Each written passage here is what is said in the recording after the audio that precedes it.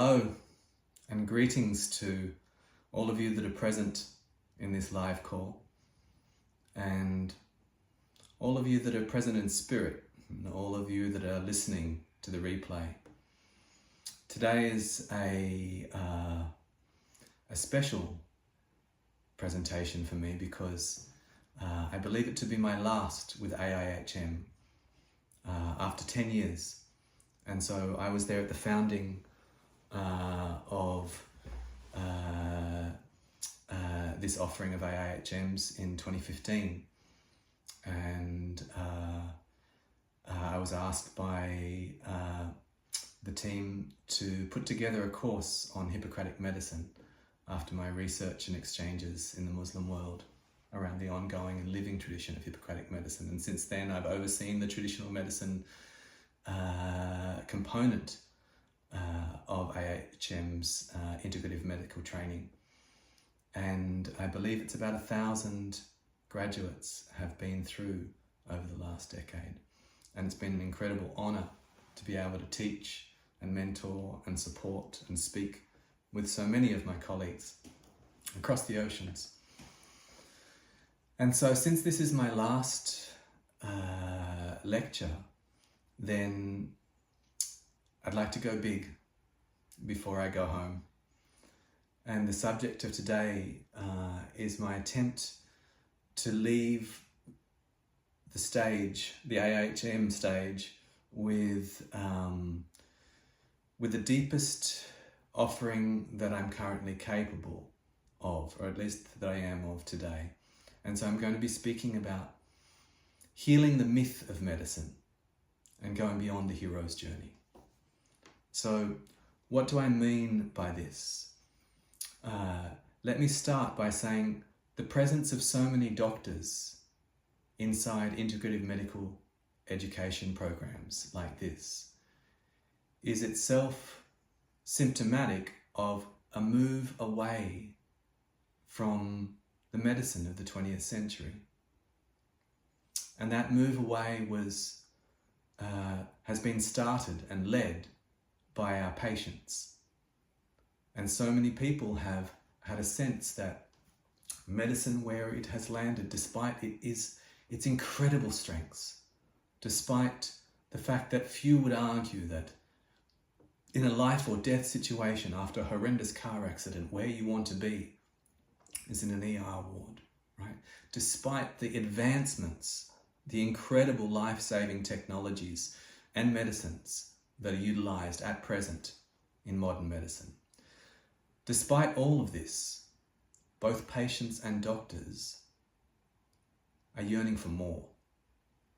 And there's a recognition that medicine itself needs healing, that there is something incomplete, something fragmented, something broken, perhaps something sick about the way our culture does medicine. And I do not mean this as a specific attack upon medicine itself, because we see similar flights and movements away from just about every facet of human endeavor at present. We are looking for new ways. We are looking for new ways to do ecology. We are looking for new ways to do economics. We are looking for new ways to do psychology. We are looking for new ways. And in looking for new ways, really we are looking, I believe, for new myths, new stories, new visions, new images to guide us on our way. And so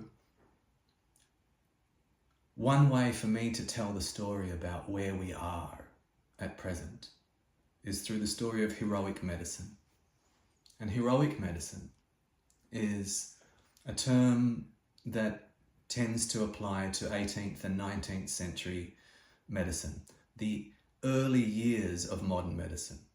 Now, I want to underscore that the practice of medicine in this time, in the 18th and 19th centuries, was not Hippocratic medicine. It was not traditional medicine, although it was before the antibiotic era, although it was before the era of vaccines, although it was before the era of even sulfonamides, right? Although it was before all of this, it was after the Paracelsian Revolution. It was after the iatrochemists. It was after the death of Hippocratic medicine, when Paracelsus symbolically burnt Galen's canon, or Avicenna's canon of medicine, in the square at Basel, I believe, declaring that the old era of medicine was over and a new era had begun. And so when we're looking at modern medicine at present to see what ails it, then as we do with our patients and as we do in psychotherapy, then we look to the past. We look to how did we get here? We look to our youth as well. And so in looking at heroic medicine, I'm looking at the childhood of modern medicine to attempt to understand how we landed where we are and how we can heal some of the ideas and stories and goals that no longer serve us.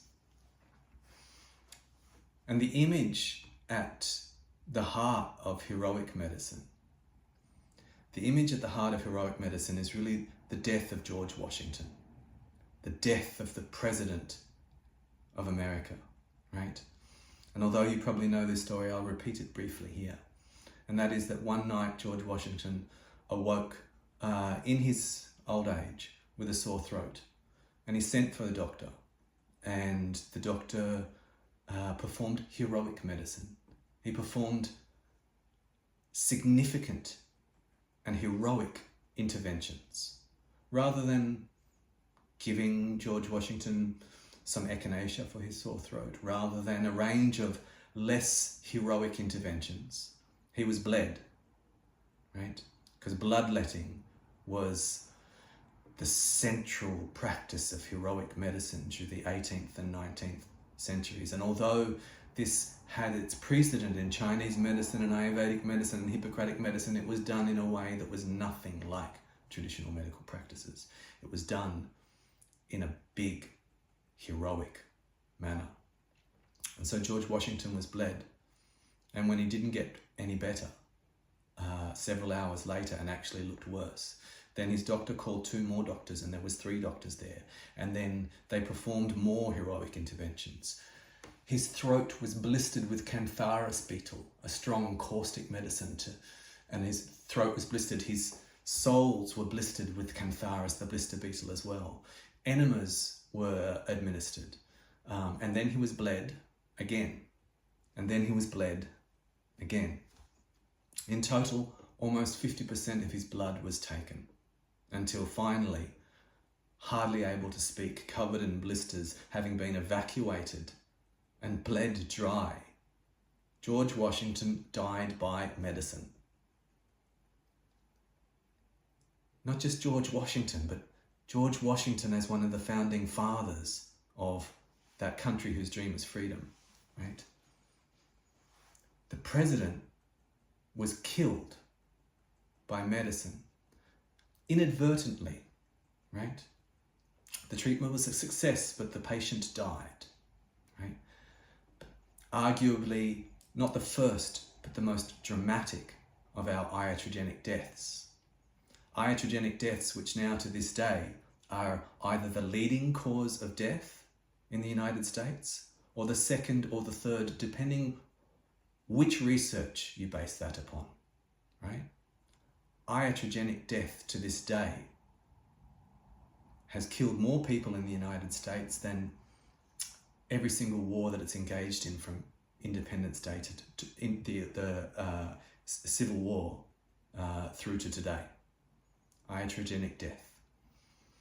And so that iatrogenic death must be understood inside the context of a culture of interventionism, which sees the role of medicine in heroic terms. And so the hero is a subset of the warrior, perhaps, right? There is a quest, there is a struggle, there is a battle, there is an enemy, right? It's a very particular frame that medicine has adopted. It's the frame of the hero. And illness is a dragon that must be vanquished. Symptoms are beasts that must be conquered, right? There is struggle. There is a war on disease.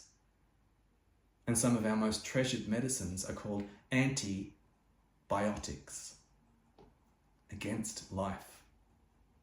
And so it's inside this that we see the dynamics of the shadow side of heroics, right? And so obviously hero is a term that can be applied in a positive light. But like all archetypes, it's one-sided. It is one aspect. And it is not, I believe, the appropriate archetype for the healer. A doctor should not be seeing themselves in terms of a hero's quest to vanquish a foe. This is not the foundational myth of medicine, but a myth that came later. A myth that came much later. And so we see this heroics in modern medicine still playing out. We see a quest. We see the quest to vanquish old age, to vanquish disease, to wage war upon symptoms, to make them disappear, right? And we have created a kind of dragon, an enemy, a minotaur at the center of the maze, out of something that is incredibly natural and unavoidable, which is human illness and suffering. Our recovery from it, yes, but also succumbing to it is a part of life. And it is something that medicine cannot pathologize.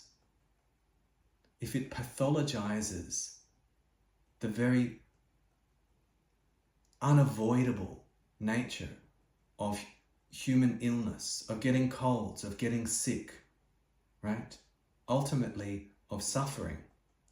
When we pathologize this, then we adopt the posture of heroics and we go on a quest to slay and vanquish, right? And the vanquishing, the war on disease, you cannot war your way into health or fight your way into health, right? It's like trying to bomb your way into peace, and yet still, in the arenas of politics, we try to bomb our way into peace. And in the arena of medicine, we try to fight for health, and we wage war upon disease.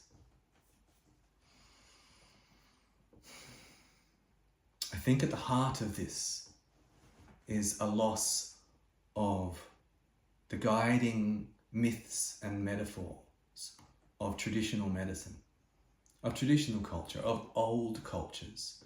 Because the hero's journey, as exquisite as it is, with all of the respect that is due to Joseph Campbell for mapping out that particular series of archetypal plot twists that enable us to understand the hero's journey, the hero is only one of many archetypes inside human consciousness.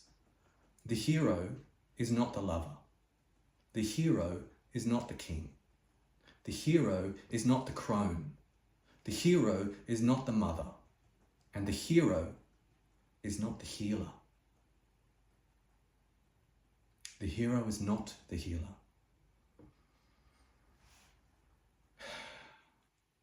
And the healer's approach is very different to that of the hero's. The healer, the archetype of the healer is of the wounded healer. Chiron in the Greek pantheon. The wounded healer. And the wounded healer is not, as we mistakenly think today, a healer that has vanquished his wounds and healed her wounds and therefore can show other people how to do the same. The wounded healer is the club-footed, cleft-palated shaman or wise woman that is still wounded, but has transformed that wound from an obstacle into a portal into depth. The wound itself, the fact that I was deemed too sensitive as a child in school, you were deemed too big, too small, too smart, too rich, too pretty, too loud, too shy. Those pieces that wound us as individuals, right? At the level of myth, at the level of depth psychology, it is understood that these are sacred wounds. And they are not for us to wish for our children to avoid them.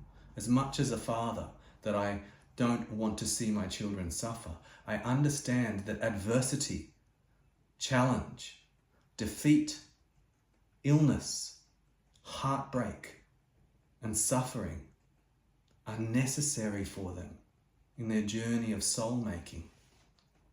These things, these painful trials and tribulations, are necessary for their greater healing. And they are necessary for the greater healing of humanity. They are unavoidable. And the Buddhists, the Tibetan Lama physicians that I have studied with, have helped me to reframe and understand the manner in which our enemies are our greatest teachers. And that's how come they have that staggering capacity to see the Buddha in the Chinese invasion of Tibet, right? That staggering capacity to move from the heroic, right? From a sense of battle only into the larger story of the unfolding of consciousness, the thriving of soul, and the healing of our ideas about the world. And so in ancient Greece, it was understood by one of our earliest and least recognized healer, physician, shaman, poets, Empedocles. Empedocles, who gave us the four elements, right? Following the arguments of Thales said everything was water, and Heraclitus said everything was fire, and Anaximenes said everything was air, and Empedocles says everything is everything, and it is these four things combined that make it. He also said that behind that was a yin and a yang, and that yin and a yang of the cosmos, the systole and diastole of life, he named love and strife. Strife, adversity, suffering, failure, challenge, trial, tribulation, tragedy. That this is a force within the cosmos that is larger than humanity and larger than any one of us. And it was inside this myth that he practiced medicine. It's inside this myth. He said that in a universe governed only by love, nothing would exist because all would be one and the elements could not forge and form and change. There would be nothing in a universe governed only by love. Love as a force of universal attraction, like a gravity that merges all things together. Creation does not exist. So too, in a universe governed by strife and challenge, nothing would exist because everything would be pulled apart. It is between the tension of these two things, the tension of love and strife, that the great opera of life, not just human life, unfolds. And so it's towards myths like this, poetry and story, guiding wisdoms like this, that I believe that we must turn to as physicians, doctors, nurses, therapists, who are seeking to heal the healing practice of our culture. And make no mistake, I believe that that is what you are engaged in here. Not just the healing of your patients, not just the healing of your communities, and not just the healing of yourselves, but the healing of medicine. And medicine looks to me like George Washington, right? On his deathbed, in so many ways. Something so noble, and yet labouring underneath unhealthy stories and unhealthy goals, unhealthy metaphors and unhealthy myths.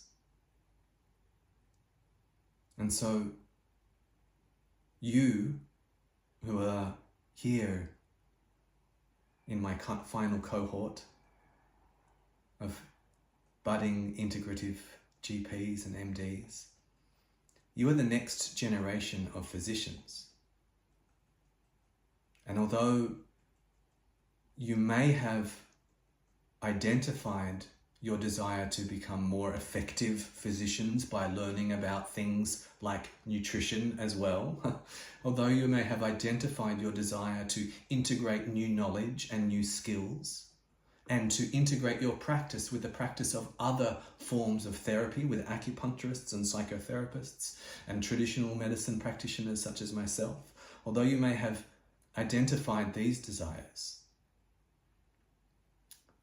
as those who have been called to follow the medicine path, moving away from and beyond the confines of the orthodoxy in which you were trained, and coming here to integrative medicine, I believe reveals a desire within you to also heal medicine.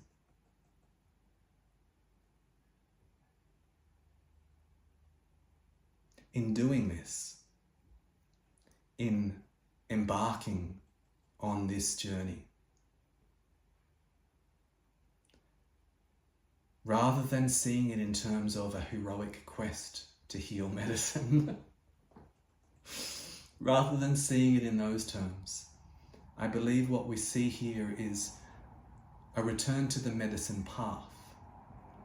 And the medicine path is not the arrow of progress, right, that we see in the hero's journey of climbing a mountain to get the gold, to save the maiden, to vanquish the dragon, to heal disease, to vanquish mortality, to conquest, all of that stuff. No, the medicine path, like the path of soul, has been described since Plato as a circular path, as a spiraling path, having spiraling dynamics within it, going around and around, repeating but yet never being the same.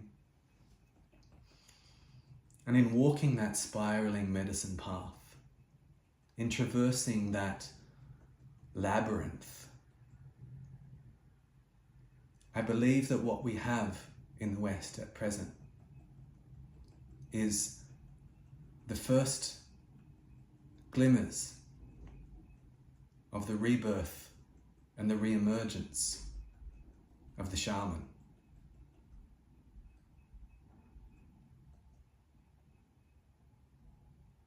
The rebirth, the renaissance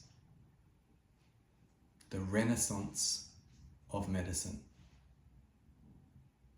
For renaissance means rebirth.